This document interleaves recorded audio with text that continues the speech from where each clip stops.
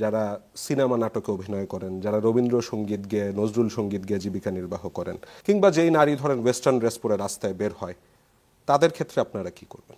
এখন হেদায়েতের মালিক তো আল্লাহ, তাদের হয়তো হেদায়েত হলো না, যে রকম মহানবীও ডাক দিয়েছিলেন, হয়নি অনেকে। তখন তারা কোথায় যাবে? না, তারা তখন কি এই রাষ্ট্রে থাকতে পারবে?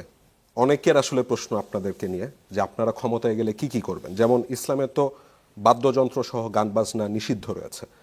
তো যারা সেই রকমের কাজ করে জীবিকা নির্বাহ করেন, যারা সিনেমা নাটকে অভিনয় করেন, যারা রবীন্দ্রসঙ্গীত গেয়ে নজরুল সঙ্গীত গেয়ে জীবিকা নির্বাহ করেন, যারা পহেলা বৈশাখ উদযাপন করেন যেখানে ভাস্কর্য রয়েছে, যে ভাস্কর্যের ব্যাপারে ইসলামের বিধিনিষেধ রয়েছে, কিংবা যেই নারী ধরেন ওয়েস্টার্ন ড্রেস পরে রাস্তায় বের হয়, তাদের ক্ষেত্রে আপনারা কি করবেন?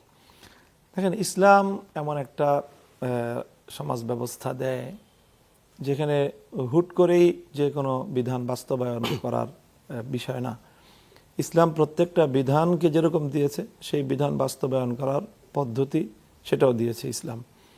যেরকম ধরেন, ইসলামে মদ্যপান করা হারাম, কিন্তু এই মদ্যপান করাটাকে একদিনে ইসলাম হারাম করেনি। ধাপে ধাপে ধাপে ধাপে মানুষকে সেই জায়গাটা থেকে উঠে এনেছে যেই সমাজ মদ্যপানে অভ্যস্ত ছিল, তারা যেন মদ্যপান ত্যাগ করেও সেই সমাজ যেন বেঁচে থাকতে পারে, সেই সময়টুকু তাদেরকে দেয়া হয়েছে। ইসলাম চুরি করার বিধান দিয়েছে, কিন্তু প্রথম দিনই একটা মানুষ চুরি করেছে, হাত কেটে দিয়েছে। বিষয়টা কিন্তু এরকম না যেভাবে ভুলভাবে রিপ্রেজেন্ট করা হয় ইসলামকে। তা আমি মনে করি যে আমাদের সমাজে আমরা কিন্তু এখনই এক ধাপেই ইসলামের সকল বিধান বাস্তবায়ন করতে পারবো বা করে ফেলবো, সেটা কিন্তু আমরা মনে করি না। আমরা মনে করি আগে তো আমাকে প্রত্যেকটা মানুষকে যেখানে যেই জায়গাটায় সে এখন কাজ করছে সেই জায়গা থেকে তাকে ইসলামের আদর্শের দিকে তাকে অনুপ্রাণিত করতে হবে, উৎসাহিত করতে হবে, উদ্বুদ্ধ করতে হবে, এবং প্রত্যেকের জন্য অল্টারনেটিভ সোর্স আমাকে সৃষ্টি করতে হবে রাষ্ট্রকে।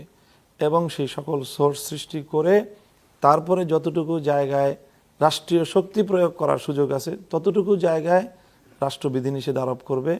আর যেখানে কখনোই রাষ্ট্রকে ইনভলভ বা সেখানে হস্তক্ষেপ করার সুযোগ দেয়নি, সেখানে ইসলাম শুধুমাত্র মানুষকে উৎসাহই দিবে, সেখানে কখনোই আইন প্রয়োগ করবে না। এগুলো ধাপে ধাপে সবই বাস্তবায়ন। আমরা মনে করি না যে ইসলাম অপ্রয়োগযোগ্য কোনো ব্যবস্থা।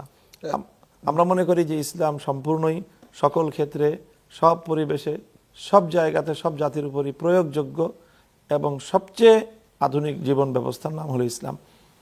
আমি হাইপোথেটিক্যালি একটু জিজ্ঞাসা করি, আপনি হেদায়েতের ডাক দিলেন, তাদেরকে ইসলামের পথে আনার চেষ্টা করলেন, পূর্ণাঙ্গ ইসলামী জীবন ব্যবস্থার প্রতি তাদেরকে আহ্বান জানালেন। এখন হেদায়েতের মালিক তো আল্লাহ, তাদের হয়তো হেদায়েত হলো না, যে রকম মহানবীও ডাক দিয়েছিলেন, হয়নি অনেকে। তখন তারা কোথায় যাবে? না, তখন তারা কি এই রাষ্ট্রে থাকতে পারবে?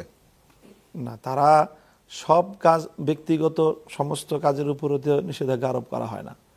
যেই কাজের দ্বারা সমাজ মানে এফেক্টেড হয় সেই কাজগুলোকেও প্রকাশ্য রূপে করতে নিষেধ করা হয়।